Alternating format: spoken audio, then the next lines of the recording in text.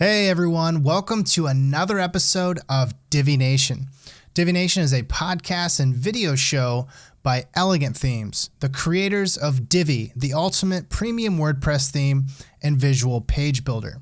The goal of Divi Nation is really simple. We want to provide you with the knowledge, insights, and supportive community that you need to be successful with WordPress and Divi.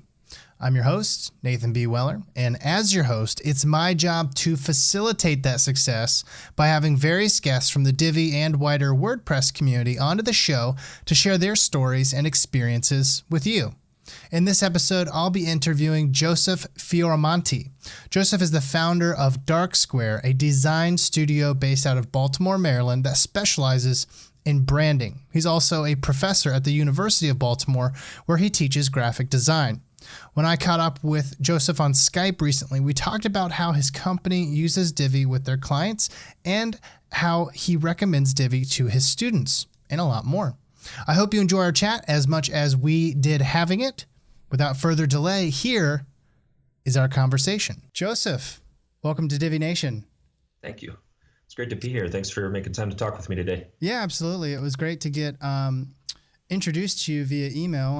I guess you were able to talk with our operations director, Mitch, and he put us in contact, and I'm really glad he did. I looked at your work recently, and I was really impressed. For those who are not aware, Joseph's company, Dark Square, designed, among other things, the KissMetrics website with Divi, and we'll definitely talk more about that later, but that was cool to find out. Yeah, that was a fun project, and Divi made it a lot easier for sure. Awesome. So you said you're pretty familiar with our format, and as you know, what we do is we kind of start everything off with a day in the life. And from what I understand, you have a pretty interesting combo. Professionally, you are a professor and a web designer. What does a typical day in your life look like? Yeah, depends which day. I can say consistently it starts with about an hour of emails or more when I wake up. Usually we run from 10 a.m. till 6 p.m. just to be a little bit later because most of our clients are on the West Coast and we're here in Maryland on the East Coast. So there's a 3-hour head start. But usually get up, get a cup of coffee, start reading emails and replying and coordinating for the day. We have a team of about 5. It depends. Sometimes we bring on more for projects. Sometimes people are on vacation or whatnot, but that's the start. Coordinating with clients, coordinating with team members, and delegating, making sure that everything is lined up for work for the day. And then from there, if it's a teaching day, I'm going to class and talking with students and grading and all that fun stuff. If it's a design day, I'm art directing and researching for, trying to problem solve solutions for clients. Very cool. So how many days, what's the balance like with that? How many days do you teach and how many days are you solely, web designing or art directing rather? Yeah, good question. It's a lot. That's something I'm kind of trying to figure out how to manage as I'm getting older here. 80-hour weeks are not uncommon. 100-hour weeks are not unheard of. So my course load is 3-3 right now. So three classes per semester, which is a full load. Mm-hmm. And, most of my classes run in the evening. We have a lot of graduate students that are taking night courses. So I teach till about 11 o'clock at night, 2 or 3 days a week, depending on the semester. And I usually come home to more emails and things I got to take up and take care of when I get home for work stuff. So it's a pretty busy schedule. And, usually some work on Sunday. I try to keep Saturdays off limits, but, owning a business sometimes, that's what you got to do. Yeah, just all kind of you're always on call, I guess. Yeah, you really are. Yeah, especially with this kind of work. A lot of our clients need things quickly, a lot of marketing efforts, social media graphics and posts and landing pages, and they need them fast. So we get that call and it's right to work. Yeah, I mean, normally I ask people how they got, kind of to tell their WordPress story. Mm-hmm. Can you also, I guess, weave into that, how exactly you came to be a teacher and as well as what you teach and a WordPress user? Sure, absolutely. Yeah, and my WordPress story starts almost with Elegant Themes. Okay. So my undergraduate work was in fine art. I said I went to school to be a starving artist and live the dream. So I got into teaching, and I started teaching high school for a while, and I had to get a master's to keep my teaching license in New York State. And I was doing graphic design. I had taught myself HTML and CSS. Flash was popular back then, and I was doing a lot of Flash sites for local stuff, small things. But it was fun. I enjoyed it, and I thought I was pretty decent at it. And so when I went to graduate school, I went to SCAD down in Savannah, and that's when I started getting into WordPress. So probably a little late. I guess this was 2008 or 9. Okay. And there's so many themes available even back then, and all, Absolutely.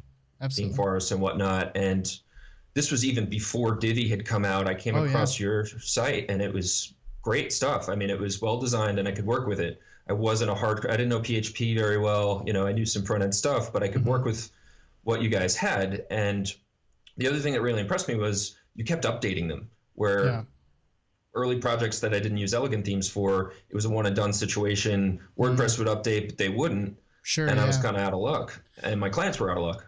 Yeah, there was a period early on in WordPress where when the premium theme market was kind of just emerging, there weren't a lot of, expectation as to what exactly should happen once a premium theme is out there. Like what does upkeep look like? What do updates look like? What does support look like? All that was kind of up in the air. And it seems like over the years, the successful shops, the shops that got it right early on, are the ones that are kind of ginormous today. There's like Studio Press, there's Elegant Themes, and a couple others. Right. So. Yeah, there's a few, and Divi has been a big selling point for not just you guys, but for me. I tell my clients, especially the new ones, when we're having this discussion about what platform and things like that, I can cite you guys and say, they've been at it a long time, and they have always impressed me with how forward thinking they are with these products and the upkeep, and that it's going to be sustainable. I'm not going to have to come to you in a year or two from now and redo this whole thing. We can grow it. And you have. I mean, the A/B testing thing was a game changer. That was huge. And thank you. I mean, there's so much stuff you guys have done and been really forward thinking about. And the fact that you've been around a while, I can point to you and say, it's going to be here. We don't have to build this with intentions for expenses 2 years from now that exceed your budget. So it's been a huge asset. Well, that's good to hear. Let's talk a bit about your sort of those early days you're talking about with just getting into WordPress, using some of the older themes, and being a teacher. At what point did you, while you're teaching and using WordPress and doing things on the educational side, did you decide to go commercial with Dark Square? Or was there a phase before Dark Square where maybe you were just freelancing by yourself? Sure. Yeah, I was freelancing for years, probably since 2002. As a graphic designer and teaching myself web. I'm primarily a graphics guy. I've taught myself the front end design. I would never call myself a developer. Sure. We have those people on the team to help out with that stuff, and they're amazing. But WordPress has made it so easy for somebody like me who's technically savvy enough, but not a hardcore programmer, to get by. So I have been freelancing, a teacher's salary, especially teaching high school. Didn't cover student loans that I had, so I was always trying to find other ways to make money, and design was working very well for me. And getting into WordPress in graduate school and learning that, and just the possibilities that opened up for me, the level of work I could do, it just grown tremendously through that technology. So what's the use of WordPress like right now, and Divi, I guess, if you can make that connection, in the education space at the moment? Is it pretty widespread, or is there a gap there that you're trying to inform people of to kind of funnel people into it? Because I've found that, I live here in Columbus. We're home to, I don't even know how many, at least 10 universities, including Ohio State. So we got tons of students everywhere. A lot of acquaintances are, they work in education, and a lot of them have horrible websites, if I'm being quite honest. But WordPress could turn that around for almost all of them. There's nothing that they would require of themselves in using WordPress that wouldn't allow them to improve their website. So I'm wondering if that's something that you've noticed, and if anything, what have you done to kind of help people become empowered? Sure. Yeah, absolutely. My students generally don't, some of them know about Divi or about elegant themes in general, but I find most of them do not. And this is kind of new to them. It's just I don't know if it's changing. I think it's changing, but something I've noticed within graphic design curriculums, they're a little behind the curve, and maybe this goes for a lot of technical industries. We're teaching a lot of print, a lot of type, and these fundamentals, but the web stuff at a lot of universities is still kind of lacking. I felt that way even when I went to graduate school at SCAD, which is one of the best in the country. I was ahead of the curve because I had taught myself. So I tell my students about Divi because they don't realize they think they have to program and code and all these things that scare them. Yeah. And I show them Divi and their minds are blown more often than not. They don't realize there are tools out there that let them be creatives instead of code punchers.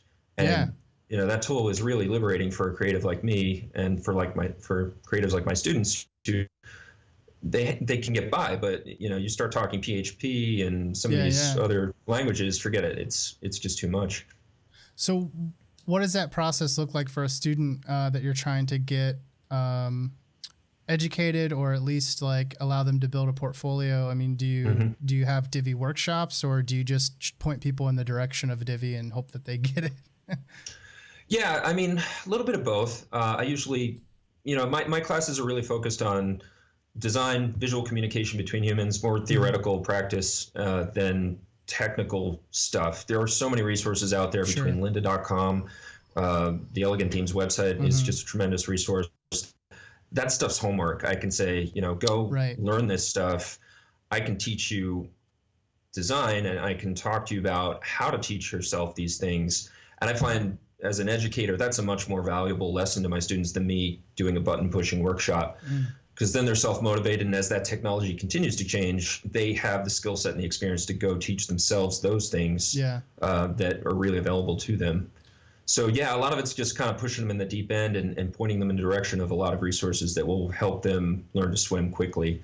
But I mean, Divi really makes it easy. They're very familiar with Photoshop. They take classes on how to use Illustrator and all that kind of stuff. So they're technically savvy enough that you put them in front of the Divi builder, especially now with the front end one, and it's a piece of cake for them where they're at. That's awesome. And it sounds, I mean, self-education, it seems, is so important, because you said, if the system itself, the education system, is a little bit behind the curve when it comes to the technology, and you yourself feel empowered in what you do only because you taught yourself, it seems like having that same path outlined for your students just seems natural, like, because they're going to have to continue to self-educate themselves long after they're out of your classroom in order to stay up to speed. Yeah, and I don't want to make it sound like I'm downplaying the value of an education or university education. Oh, sure, yeah, of course not. Yeah, but it's I think the tech is moving so quickly that you need the supplements. Universities are great for time-tested theory and practice in the visual communication side. I think they're still grappling with how do we stay on top of this rapidly changing industry, especially when it comes to internet-based media and things like that. Yeah, and you mentioned before we started recording that you yourself use your own work through Dark Square to continue to educate yourself and stay on top of your game with terms of trends and things like that. Can you speak to that a little bit? Sure, yeah. It's teaching and running a business and being involved in this industry is a great duality. I find that the students are so up on current trends and hot new artists and new designers and music, whatever. They're just up on the culture. They're excited about it. They're steeped in it, and they bring that to my classroom, and it's exciting. It really feeds my creativity and keeps me on top of new social trends. I mean, things like Snapchat. I mean, I'm pushing 40 here. I would probably have no idea what that was if I wasn't teaching undergraduates who are all into it. So things like that really feed my creativity and keep me sharp for industry. Yeah. Does it go back the other way too with your clients and being able to bring that to the classroom? Absolutely. Working with clients and being involved with the business side of things really keeps me sharp on industry standards and business practices and norms that I can bring back and share with my students. And it really, both sides of the equation benefit from it. The students really get a good preparation for what it's going to be like in the workforce, and my clients get the benefit of me staying on top of all these different cultural trends. Yeah. Do you happen to have? I know that I don't mean to put you on the spot, but do you happen to have any good examples of something specific that you were able to bring back to your students from your professional life recently? Yeah, a lot. I'm big on entrepreneurship and running being independent, and I just trying to think of you did put me on the spot. um, yeah, just lots of experiences that I can share and say, don't make that mistake, or you really need to be aware of this. I think for me, one of a recent one that we had a discussion in class about is knowing what the business does that you're approaching and trying to get work from, and knowing their needs. And I think that's something that I've gotten good at over the years. Is it's not enough to know how to build a WordPress site. There are a million people who can do that. Automated SEM marketing, SEO, visual design, copywriting. I know enough about all of these things to know who I need to call and hire for a big project. I'm not a good copywriter. I know this about myself, but I know that clients need that service. A lot of the time, the client doesn't even realize they need some of the services that we provide, and we have to educate them and put together a solution that will benefit their company. So teaching my students to be well-rounded and knowledgeable, and how to research and prepare to talk to a client so that, one, you look like you know what you're talking about in that situation, and two, you're able to be a real value to the client and provide them with something they're going to make a return on, and everybody wins. Absolutely. And that's interesting because it seems like you're, and you can hopefully fill us in a little bit more, talking about how, you have your company, you have your skills and your strong points, but you hire out. Are you talking about subcontractors, or do you have a regular team that you work with on staff with your company? We have a core team, and it's Andre is our chief technical officer. He's spectacular. I mean, the guy's done stuff with WordPress I don't think anybody's done. And then Jacob is his technical assistant who works with us pretty regularly, and he's on a permanent contract with us. Siobhan and Rebecca are our two designers, and they're both full-time, and they're dealing directly with clients. They're not only spectacular designers, they're really capable of interacting with clients and making sure tasks are getting done, and handling needs and doing some finding and all that stuff. And then we have people we worked with in the past who have left, but we still call on for special projects here and there. We've got other subcontractors we call in as needed. And working with all these companies, we've just made great connections and built a really strong network of all kinds of creative and technical professionals, especially doing so much work out in Silicon Valley. There's just so many talented people in these areas working with these companies that we've gotten to know and be friendly with, and other subcontractors, other contractors for those companies that we have built relationships with that we call on regularly. You said that you're currently the art director. Is that like your primary position at the company, or what is your role? Yeah, I wear a lot of hats. I'm kind of creative director. I'm usually the main point of contact, especially at the beginning of a relationship with a new client. I have more contact up front than I do later on with support stuff. But yeah, I'm creative director. We decided to position as a brand agency or a branding studio early on, because for me that's all encompassing. It's every aspect, every touch point that company has with its audience or its consumers. But so we get to do a lot of different fun stuff, and we're not limited to you do web design. We do branding, we do print, we do packaging, we do booth graphics, and it has opened up a lot of opportunities to do some really fun stuff. Well, so we mentioned earlier that you did a website for KissMetrics, who's a pretty big company, and I wanted to talk a bit about what it's like to land that big fish client. But maybe you can also speak to, how what it is that you do positioned you to be a good fit for that big project. Sure. Yeah, that was a referral job. We had worked with their CMO previously at another company called Inside View, where he was CMO for a while. Everybody's moving and jiving over there. There's a lot of fast rotation in that workforce. So we have made really strong, good connections working for a company. CMO leaves, or the CEO leaves, and they have a need and they call us up. So we've been very fortunate. We have a lot of good referral business. And that was a big one. That was a pretty big, steady client for a while. We still hear from them now and again after the initial design. And did you find that Divi was a good fit for that project specifically, or was it just what you happened to use? No, we try to size up each job and really consider what is going to be the best CMS and best if there's a theme involved for the project. And more often than not, because of all the things that Divi does and the design flexibility it gives us, it usually is. I mean, that's usually what we end up going with. Not always, but I would say most of the time it's Divi. The role editor you incorporated has been a big help. We can assign they have a lot of moving parts over there. They have different marketers who need to manage the blog, manage landing pages, whatever, content updates. So 4 or 5 different people are working on the site any given week, and we can confidently give them access and structure it in a way that we know they're not going to call us in the middle of the night because somebody broke something. Right. Which is a really big help. Yeah, that's huge. We're actually working on a blog post in the very near future, and maybe I'll reach out to you to run some of the stuff by and see if you have any tips to throw our way on how to hand off a website using the user role editor we built into Divi, because we haven't really published a whole lot of that on that. And I find it to be another, between that and Divi Leads, we have 2 hugely, in my opinion, underused features, or under talked about features at least. And I really want to educate the community on that because I think they're super useful. Right. Oh, they're so helpful. It's made the handoff process feasible, where in the past we couldn't. We had to do it for them. There was no way around it. They would have broken things.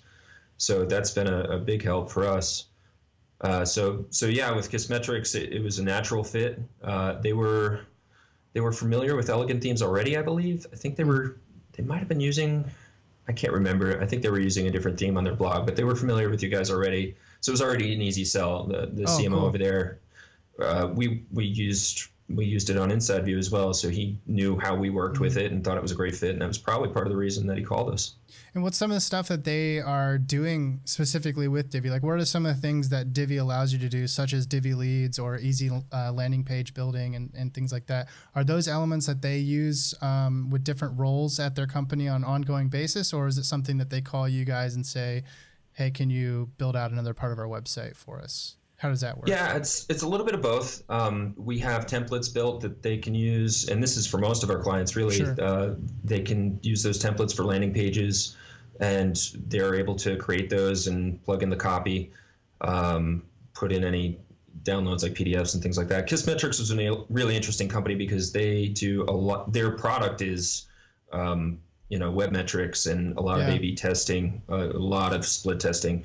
So they don't actually use the split testing a whole lot because they have their site. Because that's what they do. Really far above and beyond what Divi's is. But for a lot of people, the A/B testing built into the theme is a really big help because they're not using Optimizely? Sure, or any of the other. I mean, there's several big ones out there that you can get. And when you're talking the kind of traffic that some of these companies get, you're talking a major expense. They're not cheap. So to have it built into the theme and be comprehensive enough to do what most companies need or are doing, it's a great asset. It's a really big help. Landing page building, split testing, blog management, copy updates. And then if there's it's great because that frees us up from doing small technical stuff that really isn't our focus, and they call us for design efforts. They call us for, marketing campaigns or, whatever, the social images to go with a blog story. So we're doing the creative stuff that we really enjoy doing and not getting bogged down with a bunch of technical stuff that really we can do and it's profitable to do, but we'd much rather focus elsewhere. Yeah, so that sounds like something that a lot of people in our community would probably like to establish, that type of a working relationship with their clients where they're not basically getting a situation where every time there's a minor update or something that is technically feasible, maybe even technically simple, but not necessarily creatively fulfilling, that they're called in to do that. Do you have any tips that we can sort of sign off on, I guess, or talk about here at the end of the episode as to how to build that kind of relationship where you're empowering your client to do the things that they need to do on a regular basis and having yourself made available for the stuff that you find more fulfilling? Yeah, absolutely.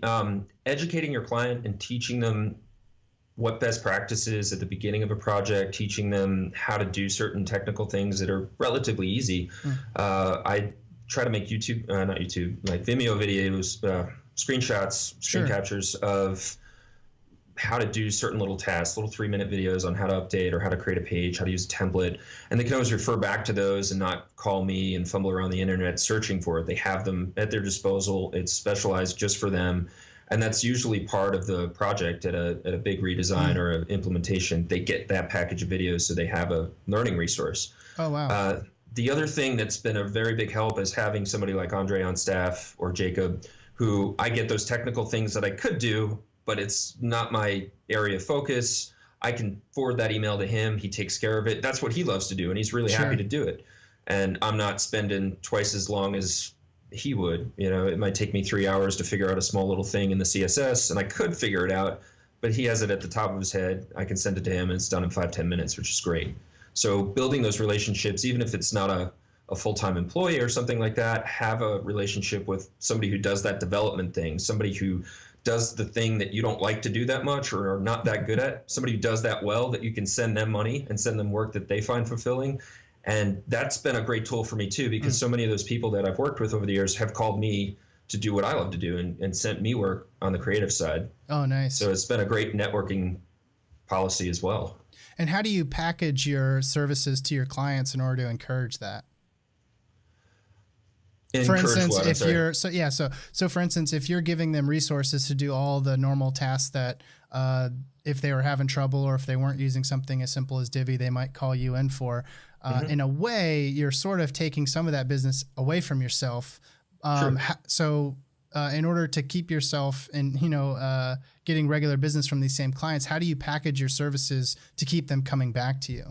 Sure.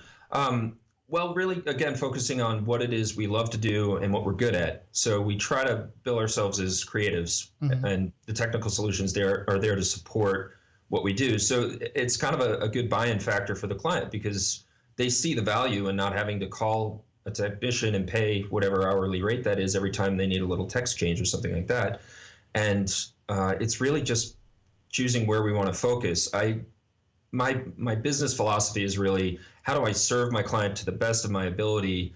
And if I'm of value to them, they're going to keep coming back for what it is I'm able to provide. So, and it's served us really well. We keep getting new calls every day. I mean, our site looks all right, but it could certainly be a lot better. But we're honestly so busy with referral business that that's the last thing that gets our attention. And it's really because we try to make our clients' lives as easy as possible. And we've just been fortunate to have really great clients who let us do our creative thing and help them out on that end.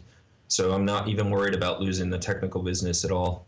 Oh, very cool. And that was actually one of the things I wanted to ask about, but maybe we'll do a follow-up or a blog post or something about this. But I really like, and hopefully people can go check out your website and look at these, but I love your case studies or your portfolio items. Like, so when you have a client, the way that you guys build your sort of overview of that client project, I thought that's really cool. And I was wondering if that is something that brings in new business, but it sounds like what you're saying is most of your business is referrals. So yeah, it's mostly referrals, but that stuff helps because we get the referral and the first thing they do is they go to our website.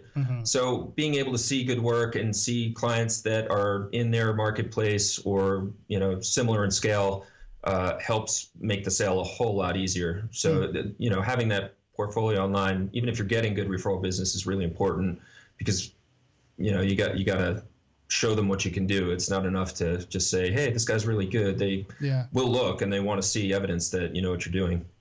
Great. So if I can, before we wrap up, I'd like to maybe do a quick recap, and then if you have anything you want to add to end, you can add that on top. So it seems like some of the stuff I'm pulling from our conversation is that you've structured your business and your service offerings so that you and the other people in your company are primarily doing things that you find like creative fulfillment in, and you're empowering your clients to do things through client documentation and a good handoff so that they can do the normal stuff that they want to do without any friction or unnecessary extra business that they got to bring your way.